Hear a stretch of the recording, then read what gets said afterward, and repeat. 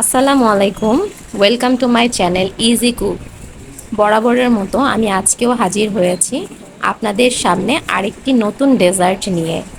দুধ মালাই পুডিং। পুডিংটি দেখতে যতটা সুন্দর তার থেকে বেশি মজার। এটি বানানো খুবই সহজ। পুডিংটি এতটাই সফট অ্যান্ড স্মুথ যা মুখে নিলে নিমিষেই মিশে যায়। তীব্র গরমের মাঝে আপনারা ডেজার্টটি ঠান্ডা ঠান্ডা পরিবেশন করলে তৃপ্তির সাথে খেতে পারবেন। আর বাসার ছোট বড় সকলেই অবশ্যই ডেজার্টটা পছন্দ করবে। তো দেখে নেওয়া যাক কীভাবে বানিয়েছি। প্রথমে আমি একটি পাত্রে 2 কাপ পরিমাণের লিকুইড দুধ নিয়েছি। আমি 3 কাপ লিকুইড দুধ আগে থেকে জাল করে নিয়ে 2 কাপ পরিমাণে করে নিয়েছি। এখন তার সাথে আমি দিয়ে দিব 1/3 কাপ পরিমাণের চিনি। চিনিটা আপনারা আপনাদের স্বাদ অনুযায়ী নেবেন, কারণ অনেকে চিনি কম পছন্দ করে, তারা কম করে নিয়ে নেবেন। এবং সাথে দিয়ে দিব 2 চা চামচ গুঁড়ো দুধ।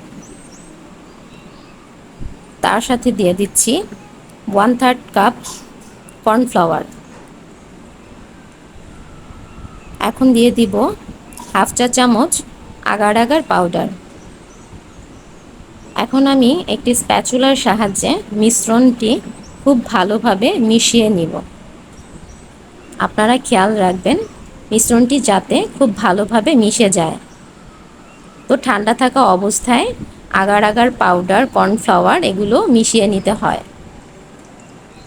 তো খুব ভালোভাবে মেশানোর পর আমি এখন চলে যাব পরবর্তী স্টেপে। তো আমার মেশানো শেষ হয়ে গেছে। এখন আমি চুলাটা জ্বালিয়ে নিয়েছি।